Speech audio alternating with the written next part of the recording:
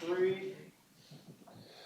Okay, we're now back in open session. If I could have Councilors Hoyle and Elliott move that council does now rise and reconvene from closed session at 6:46 p.m. with a report.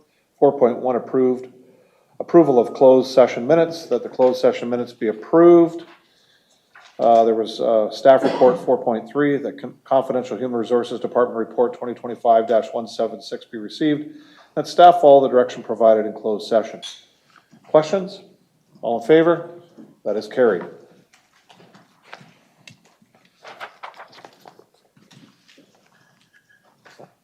At this time, if you're able, please stand for the national anthem, followed by our land acknowledgement.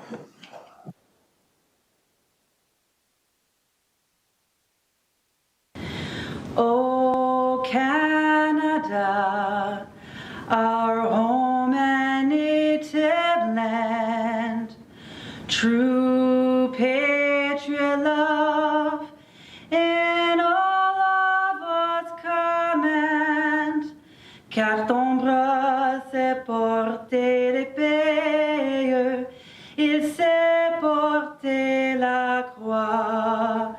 Ton histoire est une épopée des plus brillants exploits. God keep our land glorious and free. Oh, Canada, we stand on guard for thee. Oh, Canada, we stand on guard for thee. The Niagara region is situated on treaty land. This land is steeped in the rich history of the First Nations such as the Hattaway-Wendourok, the Haudenosaunee, and the Anishinaabe, including the Mississaugas of the Credit First Nation. There are many First Nations, Métis, and Inuit people from across Turtle Island that live and work in Niagara today. The city of Port Colborne stands with all Indigenous people, past and present, in promoting the wise stewardship of the lands on which we live. We have one proclamation this evening. Item 8.1 is October is Small Business Month. If I could have Councilors Danch and Bodner move. Now therefore I, Mayor William C. Steele, proclaim October of 2025 Small Business Month in the city of Port Colborne and encourage all citizens to recognize and celebrate our small businesses in Port Colborne. Questions? All in favor? That's carried. Right into our mayor's report.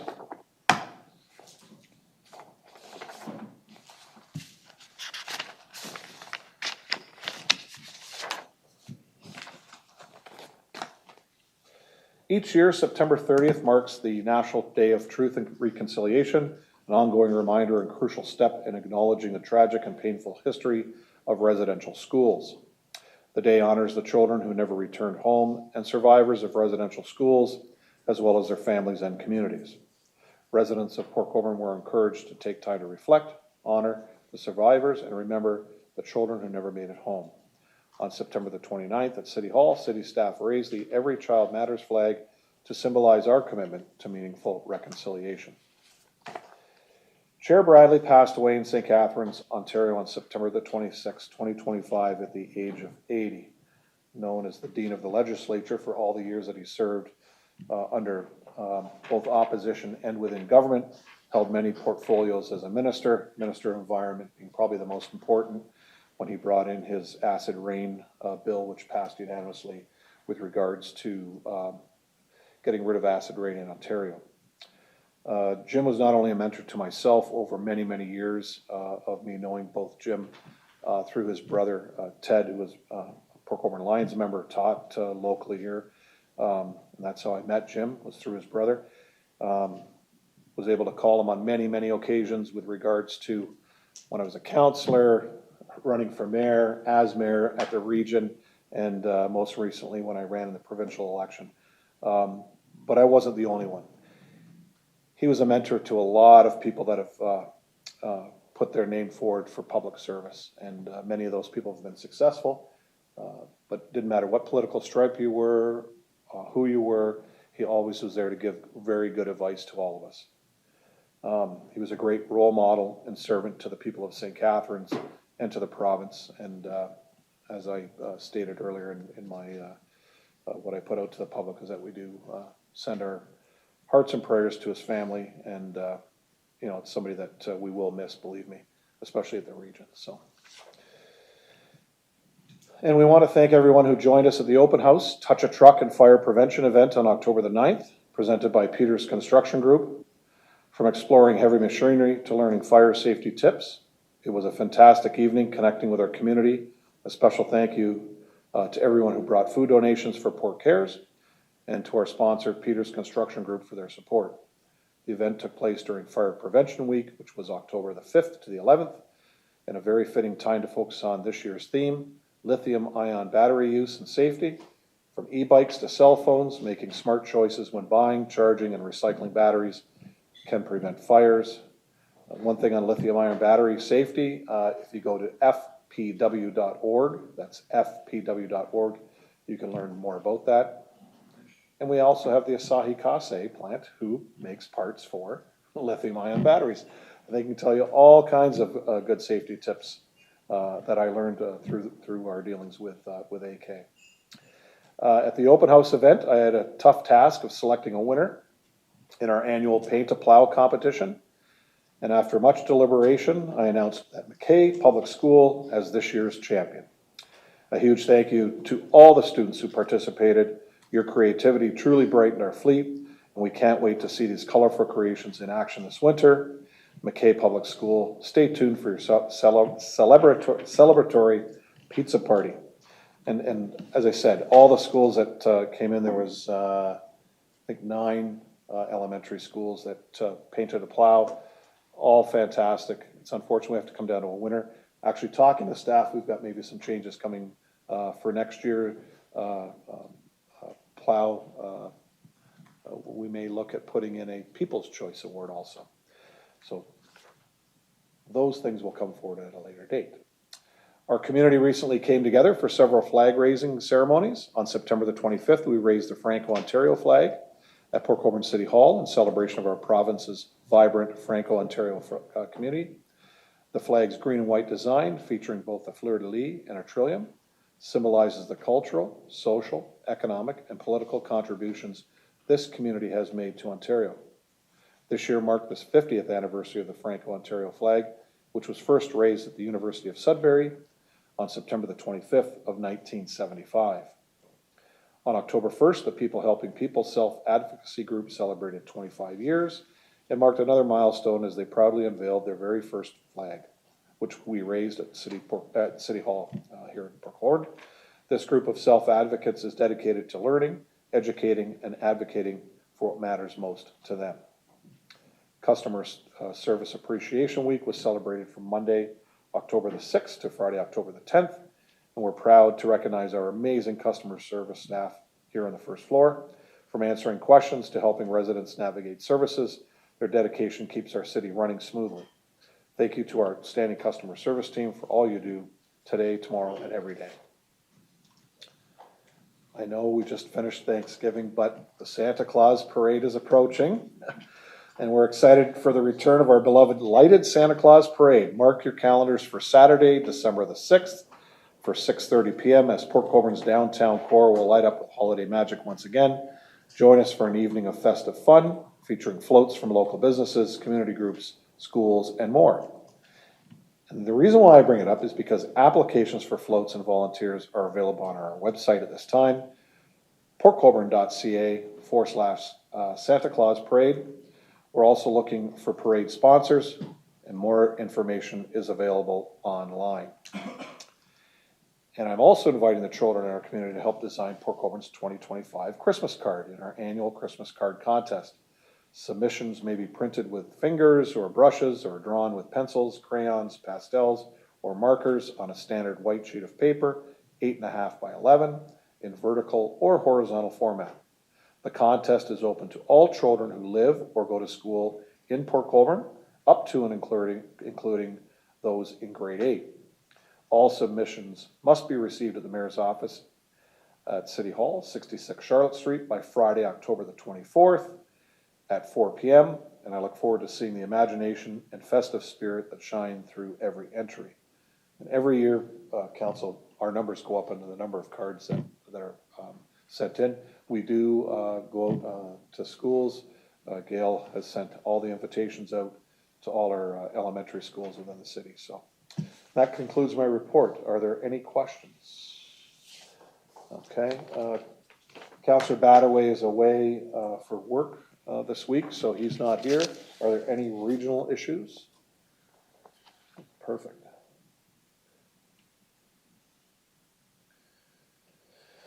So under the consent agenda, we only have one piece of business being brought forward. That's the marina dock rates. So we'll pull that as a separate item. And also, if I could ask, and I've spoken to Councillor Aquilina, and she'll move it all, I need to find a seconder, for correspondent items B, D, and E. They all basically deal with a very similar information, and these are coming down from the city of Welland, the town of Lincoln, and the city of Niagara Falls, and the region of Niagara. And if we'll do those in block when they come up. Can I get a seconder for those? Councillor Borgert, you're fine with that when that comes forward? So we'll deal with those. Are there any other items that need to be lifted? Seeing none, if I could have Councillors Danch and Elliott move that council hereby approves the listed consent items on October 14th, 2025 council agenda, and that the consent items be approved on the recommendations as contained therein. All those in favor? In favor? That's carried.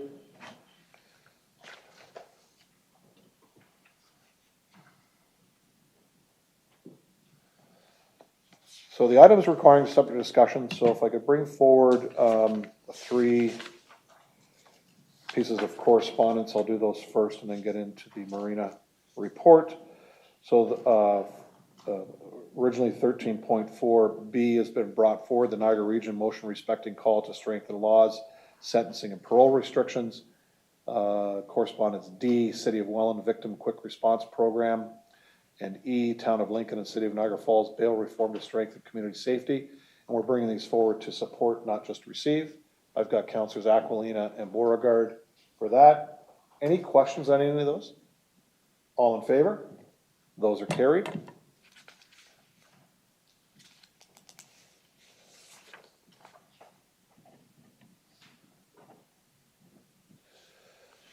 So item 14.1 is the 2026 Marina Dock Rates, 2025-186 is the report. If I could have Councillors Bagu and Bruno move that the Recreation and Tourism Department Report 2025-186 be received.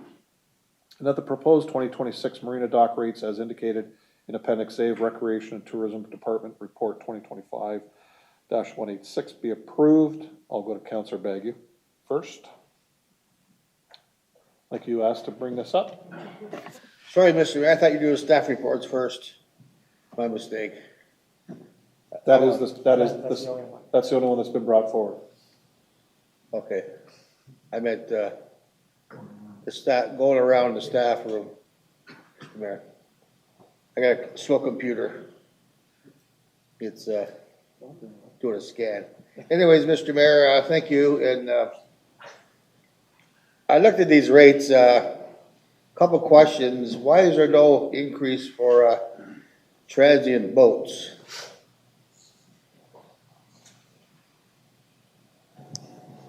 Go ahead. Thank you, Mr. Mayor. Through you to Councillor Bagu. So I believe we talked with Council a little bit about this during last year's budget deliberations, actually more specifically when we did the pre-meeting for the dock rates then. We had some dialogue around the transient rates specifically, and Council made me actually remember some more questions at that time were particularly surrounding the canal days rates that staff last year were proposing to actually decrease a bit. So we do keep an eye on the transient rates with a lot of the other comparable marinas. And I know that's not included in the report here, but similar to some of the actual dock rate comparisons we put in there, we do look at those rates as well. And similar to what we mentioned last year is our transient rates are actually some of the highest on Lake Erie right now. So we decided that we had a very good year, a very strong year with our transient business. by decreasing the rates last year on the Canal Days rate, where we saw a dip in business during that weekend last year with the rates being very high. We were very happy to see this year that we actually saw those numbers come up quite a bit. And we did very, very well during Canal Days this year, which was a pleasure to see for us as staff. So we felt that was a good choice on our end, is to bring that rate back down to a competitive level. And having said that, the standard transient rate we feel is still at a good mark, and still seems to be on the higher tier when compared to other places on Lake Erie. So we don't want to push that too high yet and risk potentially seeing a dip in our business at the marina with the transients. Counselor? Okay, thank you. I did look up Port Dover. It's funny because we compare our rates with Port Dover, or Port Dover only compares their rates to privately owned marinas, not ours. I thought that was kind of surprising. And to me, they're in a whole different boat. They need to generate $220,000 in 1 year for a reserve account. How much do we have in our reserve account for the marina? I don't have those numbers available right now, but we could certainly get that to you. Okay, thanks. And they're actually going through a big transition, Port Dover. You probably know the people down there, and it is going to be a wholly owned subsidy of municipality, which I don't know if that benefits Port Dover or hurts Port Dover, or the same with us. I don't know. It is a business, our marina, and we have to run it like a business. We talked about that in the past years, and I'm okay right now, Mr. Mayor. Thanks. Okay, thank you. Counselor Burnham? Thank you, Worship. Thank you, Blair, for the report, and Greg. I was concerned about, in this report, in order to ask my questions, that there wasn't enough context. So Councillor Baggio's already pointed out, in the future, I know you're under a time constraint right now, and I think that's the other thing I want to throw into this conversation or question, actually. The next time you come through this, could you put transient rates in there? Could you put the comparators? And I'd like to see that this is not just rates, but, effectively it's rates, but for example, storage isn't included. Like, I'd like to see when your rates come forward that I have the whole picture and the comparators, because this is a big business, it's an important business, it's a competing business, sort of unlike most of the stuff that we do. And so I think that would be helpful. The other one for context is, I see where in the report you talk about in some areas where you're either reducing the rate, and I believe in our conversation, that's to do that, they've not been great spots, and they do have the issue of the weeds and the draft and all that stuff. I think I would just caution you that you don't want to have potentially people running from a higher band to that, if their dock could work, if their dock still was big enough. I'd rather see you, hold that, because at the end of the day, when I look at, and thank you for the stats, so we have 702 docks there, third largest marina in Ontario, is that correct? Council of the past has put in, for reasons I don't know, up to 500 slips for seasonals and 200 slips, or 202 for transient. I think we should leave that to the management to decide how that number flushes out, because you have the experience and the history to know how many in there. I wouldn't want to find out that we had 100 docks available in season and we had a big event and we stopped at 200 in the transient for that weekend. So I think at the end of the day, I'd like to see, council has dealt with, I believe, Mr. Mayor, it was 2 years ago or more, a dock replacement program there with some numbers in it. I don't see there being any magic of being third in Ontario with 702, when probably the most we've ever rented is about 565 or even 600. So I think all the things that are happening there at the marina perhaps needs to be reviewed, because I think you know, if you're going to hold a rate, it's not great if you have too much supply. And so at the end of the day, I'm hoping out of these questions that you'll, or particularly the next question, that will draw your attention to perhaps a plan that reduces the number of boats there. I think you'll be able to be more efficient around the marina. I think you won't spend time going down a dock for one boat and just leave a healthy lift for growing business. But I'm sure a lot of those docks are beyond their useful life, or they're too small. So I'd like to get at it, and if that means coming back to us asking for a one-time injection to downsize the number of slips to get our rates in more order and make you more efficient and staff more efficient and repairs more efficient and cleaning more efficient, I'd be up for that. What I really wanted to get into, though, was on your rate chart for the amount of 22 through 25 occupancy. Through the mayor to you, Blair, do we have too many categories of widths and boats? It seems to be kind of confusing, and you're trying to slice and dice something by $10 to cover that. Through you, Mr. Mayor, to Councillor Bruno. I would suggest that that's a good thought that you might have. I can't speak to the thought process at the time when the current harbor was constructed early on. What I can say, though, is that there was an existing bit of dock infrastructure in the harbor before the expansion, if you will, happened in the early 90s there. Boat manufacturing and vessels were much different at that time. So a lot of the vessels that are being made today by comparison are much larger. They require a lot more services. So it could just be that at that time, boat size ranges were clustered like this, and that was a popular way of building a marina. However, when we do look at other marinas, especially ones that have undergone extensive rebuilds or new rebranding and repurposing of their docks, yeah, the dock size ranges are significantly more spread out evenly in more of a or a less clustered pattern than we currently have there. So I would say that you are definitely onto something there. Secondly, with respect to the boat ramp, so we have, I'm to understand, around 300 seasonal passes and about 1,300 to 1,400 daily passes. So is it problematic to,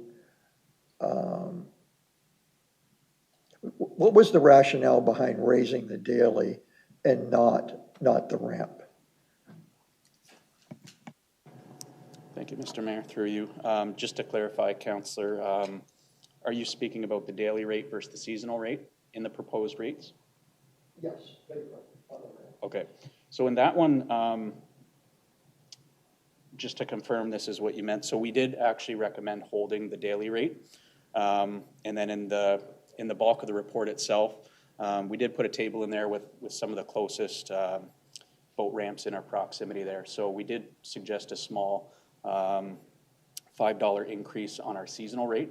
The reason being is that you'll see in the table there that we included in the report is that some of the other local boat ramp areas, their price is an all-in price, whereas we charge an HST price. So when we looked at the price breakdown of where we stand on that, we felt that our day pass rate right now, plus plus the HST that folks are paying when they go to the boat ramp, is actually one of the higher ones, if not the highest, out of all the other competitors out there. And then with respect to the season's pass, the 125 plus your taxes, you end up at around 162 and change. So we're on the high side there as well. So while I do think that we're competitive, and I would argue, maybe out of bias, that we have the nicest harbor in Niagara or surrounding area, we're already amongst the top prices there. And what we feel like, and I know this has been a lot of discussion with council and a lot of concerns from constituents, is that right now the status of our boat ramp area with respect to the low levels of water and the need for dredging also compounds the difficulty with the challenges in managing the aquatic weeds that we face there. So there are a lot of people frustrated out there because of that, so we didn't feel that this is a good point in time to raise the prices any further than that and try and remain or maintain some parity with some of the other competitors out there. Thank you. Yeah, my error, I did see that you did raise it. It was really the HST that I see rounds that up to a fairly competitive rate at the top end. And I guess lastly, if I could ask, I'd asked a year ago, and I know this is not part of your purview, but perhaps you can speak to it anecdotally. With respect to enforcement down there, I mean, that's a good number of seasonal ramp passes and daily passes. I don't know, again, I don't have the context of whether that's up or down on that particular aspect, but are you seeing adequate enforcement, or are you able to get, I didn't have a chance to talk to Bylaw today, whether they could give us an idea of what parking fines have been laid down there. I'm just mostly concerned when people pay a ramp fee or people pay the daily pass fee, that, you know, they can be assured that people who don't pay are having to pay. And so I don't know if you have any thoughts on that. I'd like to see at least a pass-through minimum of once a day down there. I mean, in other years, there's been problems when we had the machine, all that kind of stuff. And I don't know if you're seeing enforcement adequate down there. I know you're removed from it, but anecdotally through other customers or other people who are paying the ramp fees. Thank you, Mr. Mayor. Through you to Councillor Bruno. I can say that I have seen a lot of enforcement down there. I can't say I have any metrics or any patterns to go by or a yearly comparison or anything like that with respect to, you know, how many visits were down there by the officers versus how many tickets this year we had to compared to last year. So I think that's some great conversation we might be able to have with the bylaw team on that. I can say the one thing that we have seen improvement on is by streamlining our enforcement system that we worked with bylaw on, where I think council will remember, some councillors will remember in previous years, as you mentioned, we had the pay and display machine, we had mirror tags, we had trailer tags for seasonal passes, and it was a bit of a nightmare for our bylaw team to be able to manage that. So the remainder of parking in the city, we brought together so that everything's uniform. So now what we do is both for our seasonal boaters as well as those ramp pass users, whether they're paying a day pass fee or a seasonal fee, everything goes through the honk system, and it's similar whether you go to Nickel Beach, Cedar Bay Beach, you park during an event, it's all the same system. And it really helps the bylaw team out and makes more efficiency in their jobs, what I understand from speaking with them, because now all they have to do, as long as we're doing our part in registering folks and their license plates on their vehicles properly, they have a mechanism where they can just go around and scan those plates, and it makes things a lot more, like I said, efficient for them rather than having to check 3 different points of contact on a single vehicle to make sure that the parking is legitimate there. So I can't speak to the numbers and metrics, but I do feel like this summer was very busy. As we know, summer in Port Colborne is very busy everywhere, for the bylaw staff especially. So we didn't have any concerns this summer, and we felt like we saw a good presence down there, but I think we can open that dialogue up and maybe get some of those metrics for council. Great, thank you. Thank you, Mr. Mayor. So Councillor, you've asked for 3 things here. I didn't know if you wanted to make these as an amendment to the motion. Basically, you've asked for in 2026 that staff include transient rates and their comparators, storage rates, and give staff the ability to fluctuate seasonal and transient rental numbers. I think we should give direction to staff so that in 2026, if that's the will of council, then that's what's brought back to us. Thank you for doing that, Mr. Mayor. I did want to do one other addition to that, and I'd really like to see if Blair could come back, and staff could come back with Craig, and look at that whole total number of slips there. It's not productive to have, it's probably productive to have 100 extra slips. It's not productive to have 250 extra slips. It doesn't help. So I'd like to see them come back with an overall report on marina slips and the number of them, and a plan forward, like the methodology. We're going to remove them, are we not? What will it do? What won't it do? The ups and downs of that. Thank you.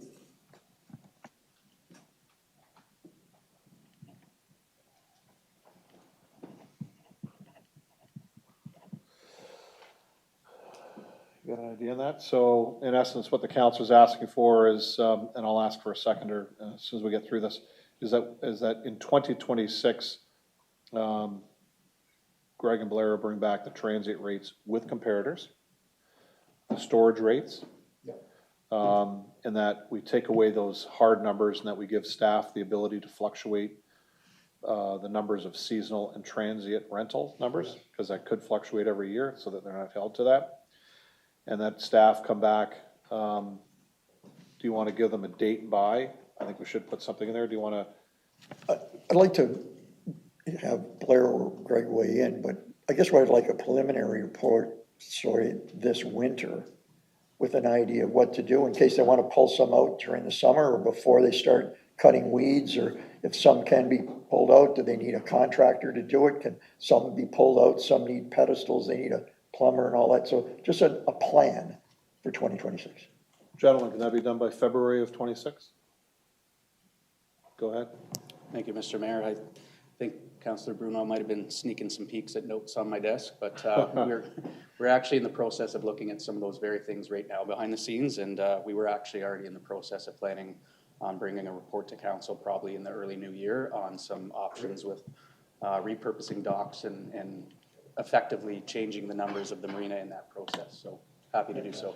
So I'm going to put by February of 2026 only because January could be shortened. That allows them to one of those two meetings.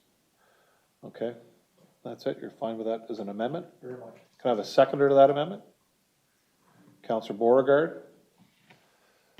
So council, we're just dealing with the amendment at this time, which is, I'll go through it again, with regards to 2026, that staff in next year's report will include the transient rates with our comparators, include the storage rates.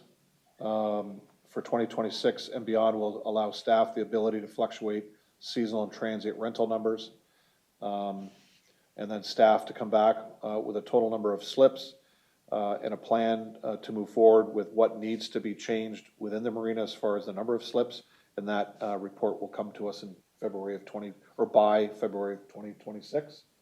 Everybody got a handle on that? Everybody understand that? Okay, so I've got a mover and a seconder. Questions to the amendment?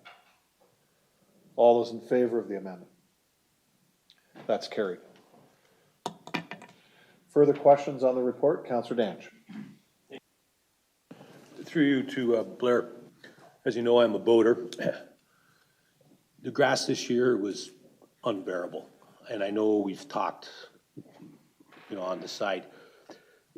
What is it, only twice a year we're allowed to put some type of it's not a preservative, but a herbicide in there that takes it out, like to kill it down? Because stuff's 3-4 feet long in the marina. I mean, we don't even have that much water in there. Like, what do we do that twice a year or twice a season? Blair? Through you, Mr. Mayor, to Councillor Danch. So what you're speaking of is most likely the herbicide application that we spray in the marina. So we do have to get special permitting to complete that by a designated contractor. The ministry currently only allows us to spray that one time per the season because of the fish sanctuary that we have coming right through the marina there.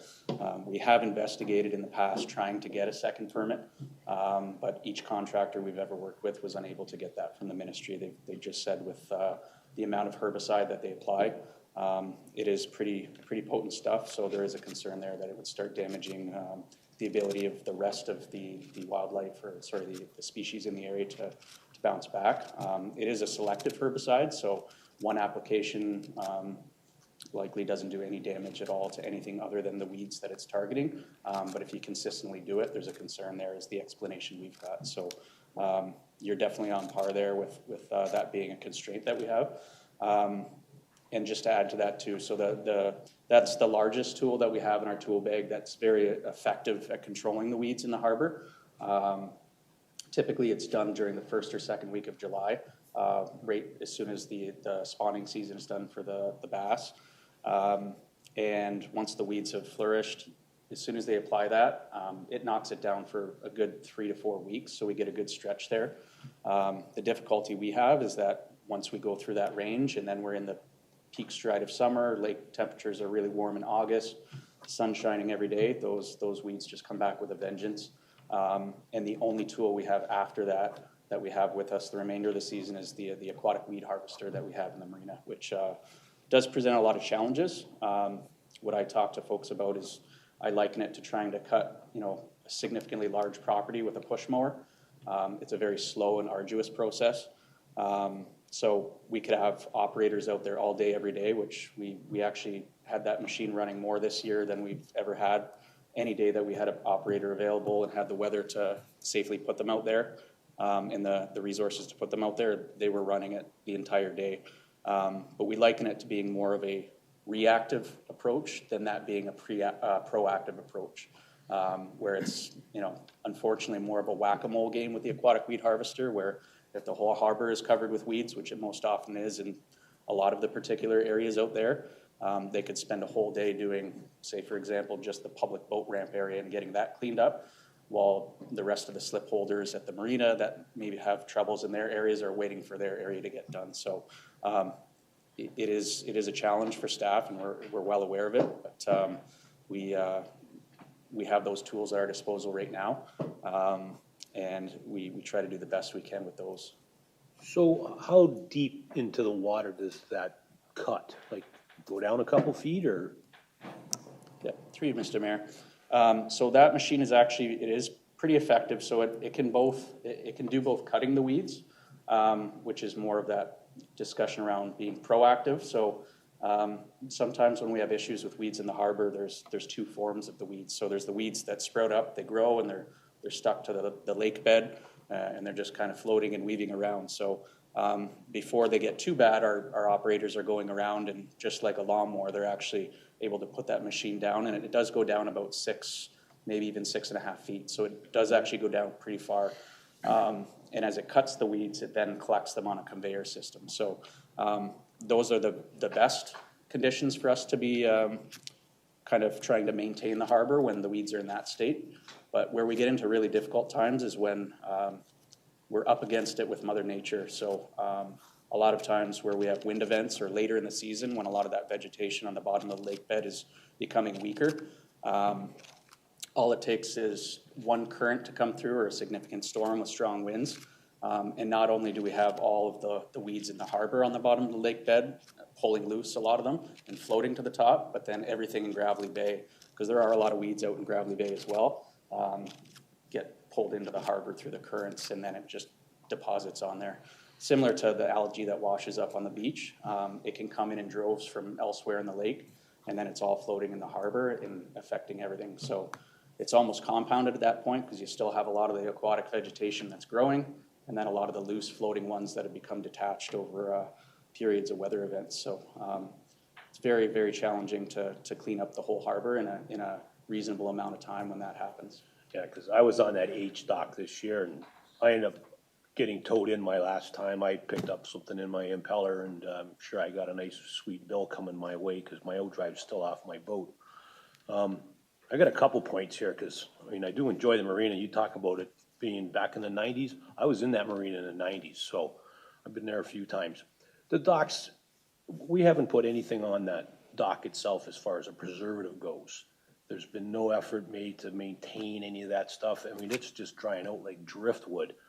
And I can appreciate the fact that you've got people walking up and down and, you know, you can't put anything in the water now, but I really think if you guys could get some type of a water-based preservative and maybe look after the main runs or something like that, you might get a little bit more life out of your marina, because like you said, it's been since the 90s, so it's been around for a while. When the people take their boats out of the water, we always get, we call that salad sitting off to the side there, and everybody pulls off to the right in that, eh? Is there any way we could maybe get the street sweeper down there every once in a while and clean that up? I mean, it's slippery if you're walking, it's slippery if you're getting out of your boat. I don't think we've ever made any effort to try and clean that kind of stuff up down there. So I don't know if we can talk to our street or parks or whoever you wanted to talk to about that one, but the last one I got, it's kind of funny, but it's not. So you see these guys with these little rubber dinghies pulling them out of the back of their car, and they blow them up on the shoreline there, and they plunk them in the water and they drive their cars somewhere else, and they don't pay to launch their little dinghies. These guys are doing this a couple times a week, you know, and they're out of towners, they're not locals, but they know the system. And we're not getting these guys, so I mean, I think that's maybe the kind of guys we should be targeting that are, they're docking for free or launching for free, and then they're pulling it out for free and taking their pickerel home with them. So I don't know if it's a matter of, you know, getting a set of binoculars. I mean, it's been earlier in the morning. It's been like 7:30 in the morning. These guys are out there and they're pumping up their little dinghies and going out in the lake. Personally, I wouldn't do it, but I don't know. But you can just look after those couple points for me. I'm happy with that. Thank you. Blair, you want to give an answer to those, please? Yeah, through you, Mr. Mayor, I appreciate the comments, and we will definitely invest in a good set of binoculars down there and get down bright and early and try and stop the pumping in action. Thank you. Further questions? Okay, so as the motion as originally presented with the amendment, all those in favor? That's carried. Thank you, gentlemen.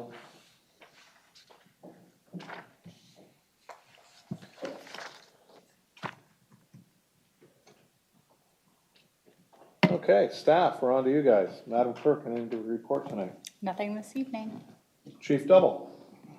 Thank you, Mr. Mayor. Through you, as you mentioned, we closed out Fire Prevention Week and capped it off with our open house, coupled with Touch a Truck, a tremendous event. I want to thank the citizens of Port Colborne and the staff of the fire department and operations center. Tremendous event. It went off spectacularly. With that, we're continuing our Alarms for Life blitz in certain areas of Port Colborne. Crews are out there ensuring that citizens have smoke alarm and CO alarms. Also, as council is aware, we attended a large-scale fire over the last 24 hours in the municipality of Welland. We were on scene for about 20 hours with other regional partners. The fire currently is under control. We did put out a notice to citizens early this morning to be cautious. Smoke just kind of layered over the city. Keep your windows and doors closed. That's lifted. Fire's under control, and everybody's back home. That's it for me. Thank you.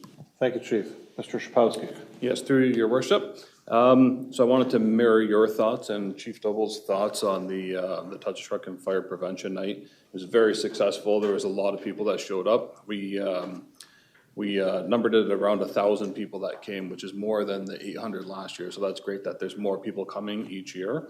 And there's a lot of smiles on all the kids' faces, which was great. It's always nice for all of our staff and our teams to give back to the communities. So that's something we always treasure each year. I wanted to thank everyone that contributed, from the public works teams, the fire teams, to all the contractors that offered their time to be out there and display their trucks. We had Peter's Construction Group, who was our key sponsor, Beam Electric, Amherst Cranes, the Niagara Regional Police Service, who had their SWAT vehicle there, the Niagara Region for their water wagon, Niagara Ready Mix was out there, our Turf Care Products Canada, who had the city's robotic mower on display. So that station also requested votes to name the mower. And for all the Star Wars fans out there, the winning name was R2 Mo2. So everyone can come out and see R2 Motu at the Valley Health and Wellness Center next season, cutting the turf fields. I also wanted to thank the rec team for bringing the telehandler and the Zamboni there, the library team for having a great station set up for the kids to draw pictures of the trucks that they saw out there, and they'll be making their third open house book that they put together, so that's great for them. The Environmental Advisory Committee had a booth set up, and they also had Young Buns Lauer, who donated 2 bikes with 2 helmets out to the kids as well. And finally, all the schools that painted all the plows. It was a really good turnout this year, and just wanted to thank everyone. There's a lot of effort that goes in from different perspectives, and it all came together really well. Thank you. Great, thank you, Steve. Greg, anything? No remarks for me. Thank you. Eric? Yeah, thank you. Through the mayor, tonight's approval of additional dwelling unit and parking spaces, that marks the completion of 2 of our 7 Housing Accelerator Fund milestones. In our recent discussions with the CMHC, they've been pleased with the progress we're making on this, which includes our implementation of our 7 initiatives, as well as our development activity. In 2024 and 2025, well, at this point already in 2025, we've completed our development target that was under the Housing Accelerator Fund for units built. So we're making good progress on that. In the coming months, we'll be back with some information on additional initiatives that are near completion. And then we'll be providing a year-end report that has to go to CMHC, but we'll also be sharing it with council as well on how we're tracking with the initiatives as we move towards the 2027 completion date for the entirety of the project. So we expect we'll be back with that in January, the report on CMHC. That's the Housing Accelerator Fund piece. The last item I want to mention is the next council meeting, October 28th. We have a presentation from Dylan on our official plan review, and we're really looking forward to any feedback we can get from council on that. So please come ready to talk and don't be afraid to speak, and let Dylan know what your plans and visions are for the city as we move forward with the official plan project. Thank you. Thanks, Eric. That's it for staff. Just before I go on to councilors' items, let me pull it up in a size that I can actually read here. Mr. Shapowski, I don't know if you received this, but this is hot off the press. Oh, I'm not sure we can say anything on that yet. This one we can't say anything on yet? Scroll down. Congratulations. Just kindly ask to refrain from statements or any public forum. Let's just hold off for now. Okay. Anyways, it's for those watching, this is great news.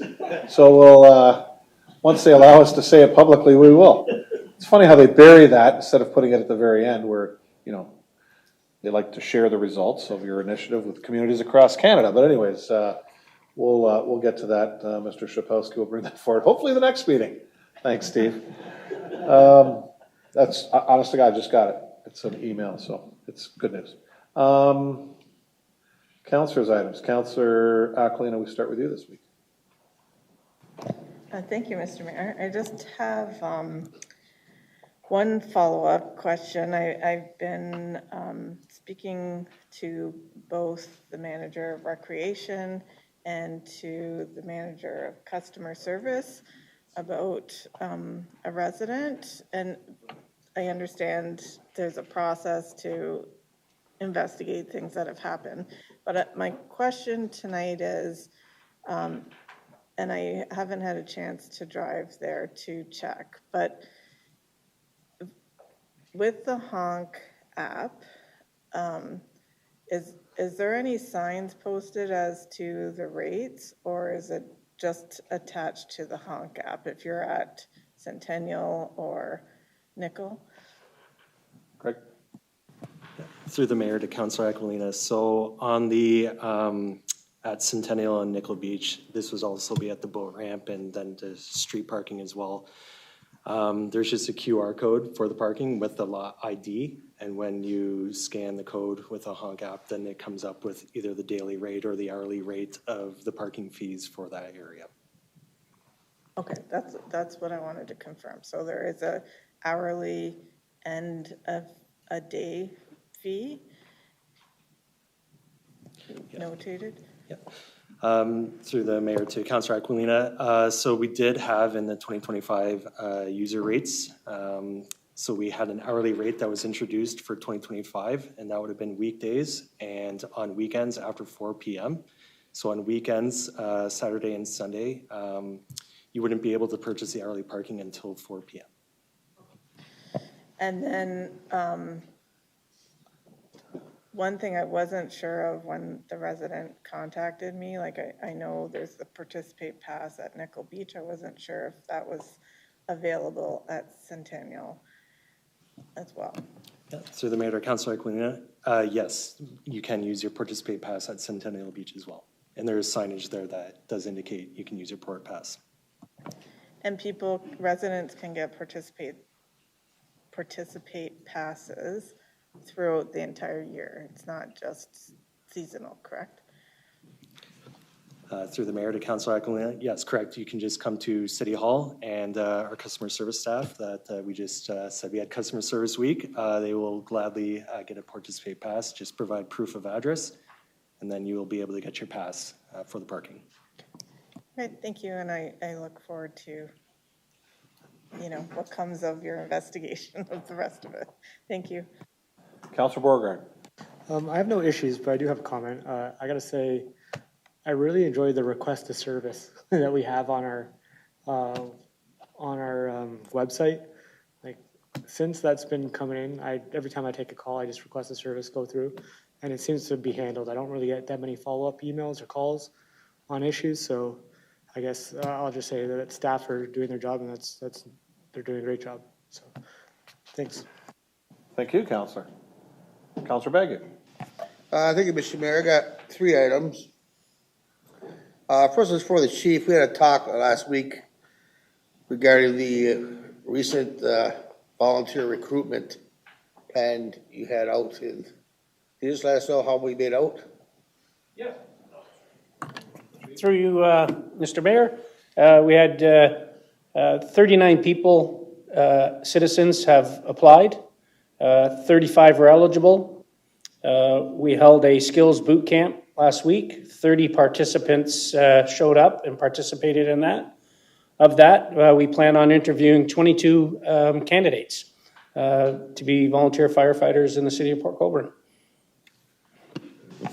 I must say, Mr. Mayor, that this is great news for the chief and the staff here.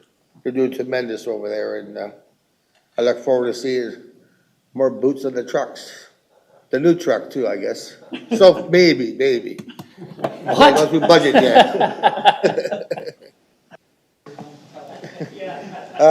Second item, Mr. Mayor. I guess goes to Steve. The Eagle Marsh Drain Bridge, is this on scheduled to be completed by end of November still? Through you, your worship, we haven't encountered any major issues at this time, so the times is still there. I'll follow up with the project manager just to make sure for the next council meeting to provide a bit of an update. But as far as I've heard, everything's moving well on it. Yeah, every weekend I drive by there on a Sunday, check it out, and seems like a pretty good job they're doing there. Nice and neat, Mr. Mayor. Can't read? Road's closed. You shouldn't be down there. I walk over there, Mr. Mayor. That's good. Thank you. I parked there where a woman has put pylons in her driveway, so you can't even turn around her driveway anymore. So I make a U-turn.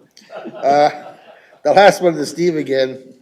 I've had complaints, Steve, about speeding on Clarence Street. We used to have the speed signs on Clarence near Clare, I think it was.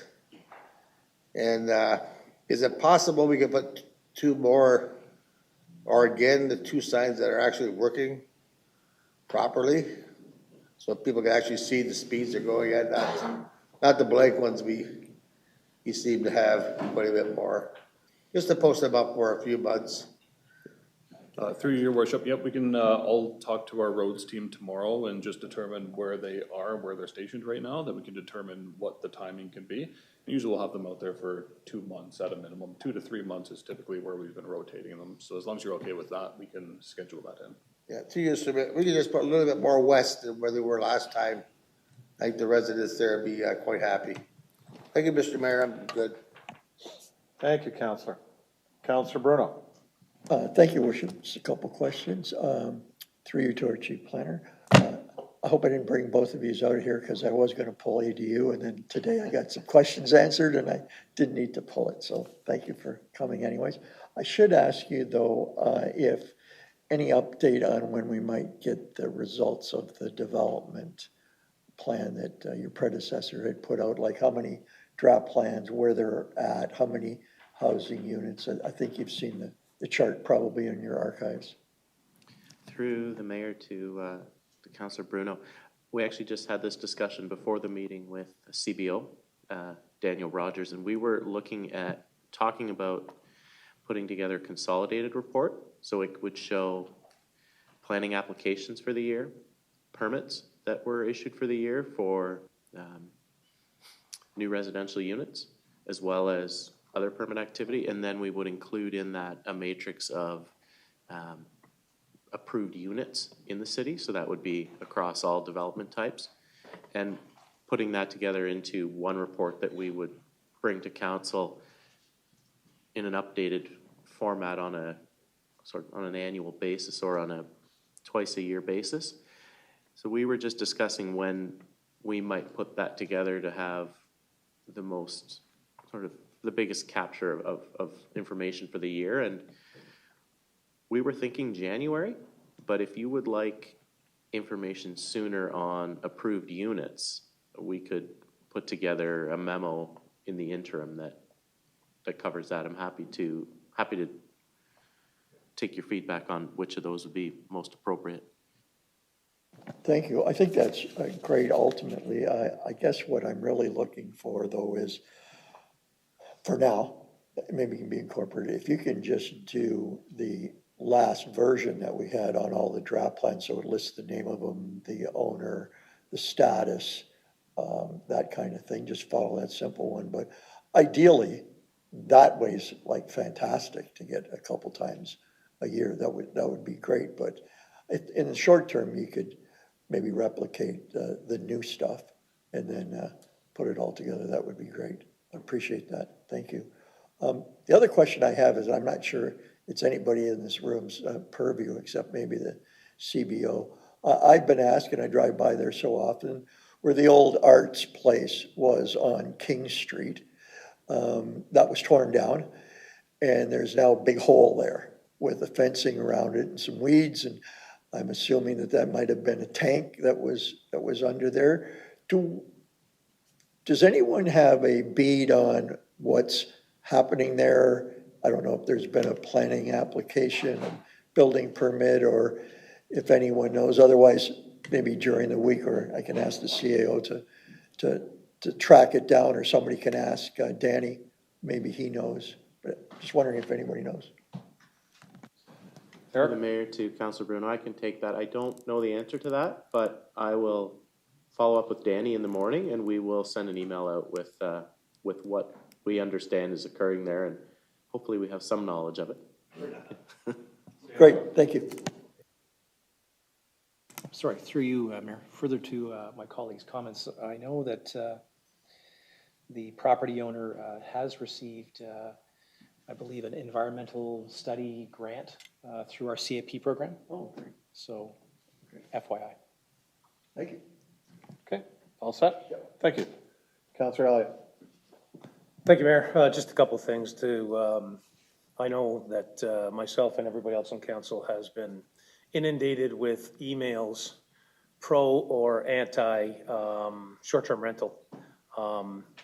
Usually you don't see the people that are extremely happy with it, except for this one in particular. And it seems that the people that are most impacted by rentals beside them that are being disturbed have platitudes for staff on the short-term rental rules and regulations, shall we say, to help them out. Usually people are very slow in saying thank you until this happened. So a big thank you to all of those people that sent emails to staff, and I'm sure that, and council as well, are very happy to see this come to fruition, especially that little place out in Ward 4 that garners a lot of attention through the summertime. So hopefully it helps those folks out. Second of all, I was really disappointed to hear Steve say that the bridge on Lakeshore Road won't be finished by this weekend, because as everybody knows, I was gonna say second best event, but that's next to Canal Days, but I think that's the Santa Claus Parade. Fourth best event, the chili cook-off at Lakeside Yacht Club is this Saturday, so I was kind of hoping maybe access to it would be a little bit easier. But everybody's gonna drive by my house to get there, so just to throw it out to anybody that's interested, don't forget, this Saturday, Lakeside Yacht Club, chili cook-off, and I apologize to Steve for giving him another issue from my ladies on Northwest Street, and hopefully we can get that rectified. So I'll let them know we're on it. That's all for me. Thanks. Thank you. Councillor Danch? I'll leave you alone this week. Councillor Hoyle? Through the mayor, I just have a few things. One is probably Greg or Steve. Are we still going out and checking the beach? Because the last couple of weekends, besides this last cool one, it's been pretty filled. And I know it's closed, they're just going through the side gate. So is anyone going down there to check on it?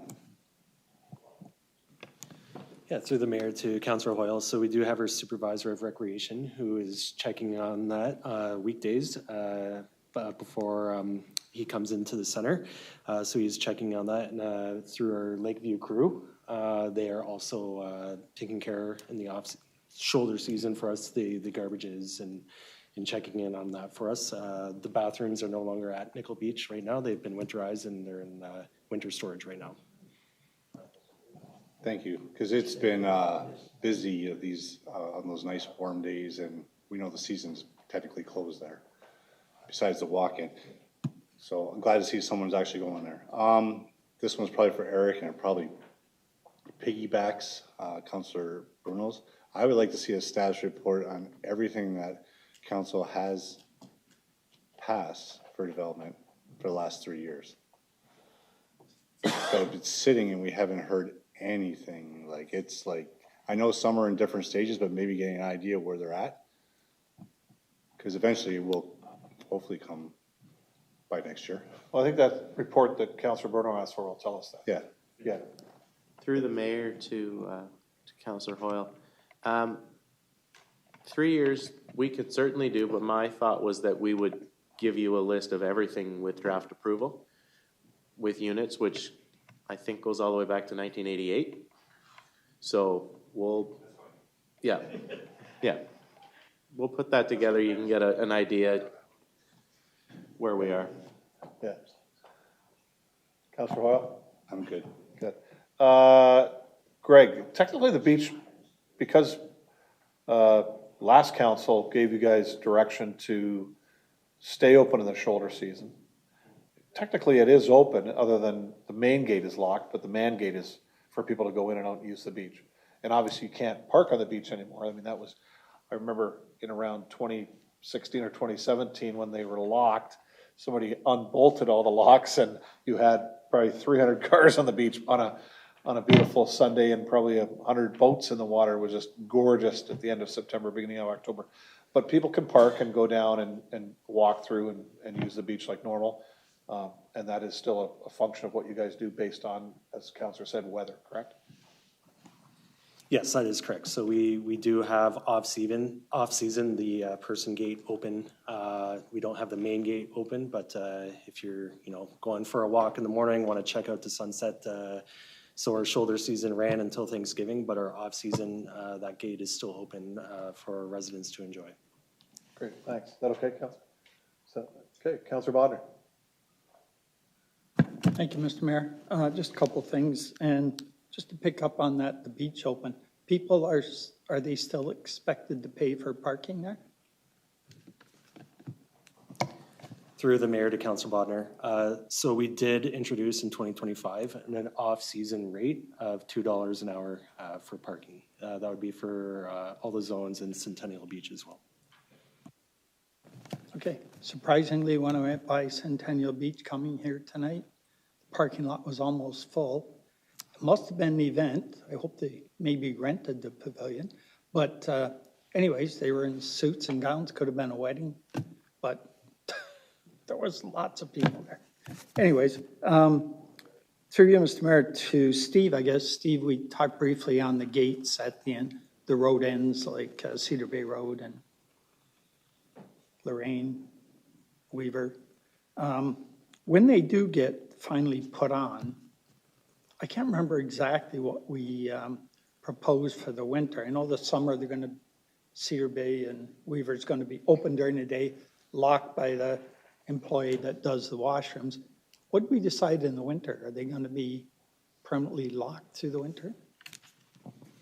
Through you, your worship. So we didn't really establish a seasonal operating procedure. I would suggest that we do something similar, except we don't have our Lakeview crew check on them or open and close them on a regular basis, just because we don't have a Lakeview crew throughout that winter period. So we would just default to keeping them locked during that period, as long as that's okay with council. Okay, so I guess well, we can deal with it at the time, or maybe you could think about it and give us a thought on it.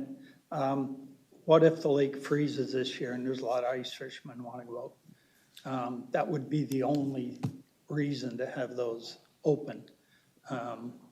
So could you come back and give us a little thought on that, or just so the fishermen would know if they could get out there? It's important they get out where they're going to and not have to go a long way, as you know, to get to where they want to fish. So just if that's okay, Mr. Mayor, if staff comes back with something on that. Certainly. For sure. And I didn't pull the ADU tonight, but I do have a question, just because I was trying to explain to somebody today the way drainage is charged. And so in my mind, it came up that because we're going to allow ADUs in the rural area and agricultural, I would think that the way people are charged, if somebody put an ADU, I guess we'll allow 2 in the rural area if they have enough septic capacity and everything. But to my mind, that would increase their charge for the drain, because now they're putting a hard surface on, and I have no idea if that's true or not, but I just wondered whether, I want to say this publicly so we can have somebody react to it, whether we could check with the drainage superintendent, who could check with the engineer. Would that even be a factor? Because I know if you have a harder surface, the water runs off. If you have an ADU, you could have a paved driveway to it, or some kind of a driveway. You've got a roof area that, the water runs off of.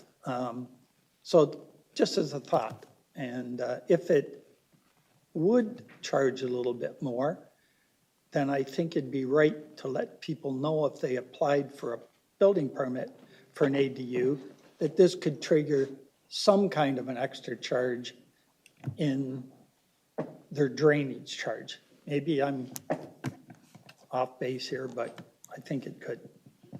Eric? Yeah, through the mayor to the councillor. I think I'd like to take this to the drainage superintendent and have the discussion and report back to you, but I don't think it's down the wrong direction. I think there's something we can do with this. Let me just figure out how we can make it work.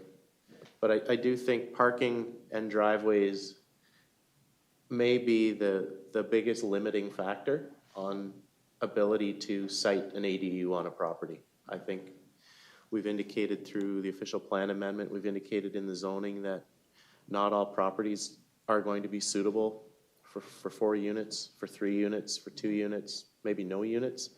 And I think parking might be one of the items that, that limits that, more so than our 45% cap, and more so than the zoning regulations and setbacks. It's going to be the ability to provide parking.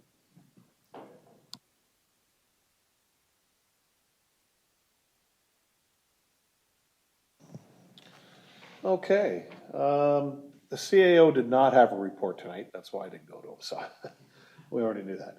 Are there any notices of motion? Okay, to bylaws. If I could have Councilors Beauregard and Baggy move that the following bylaws be passed and enacted as presented. Bylaw 73918225, 73928325, 73938425, 72678924 is the third reading, and 73948525. Questions on any of the bylaws? All in favor? That's carried. Perfect. Great job tonight, Council. We thank everybody for attending this evening and those watching. The meeting is now adjourned.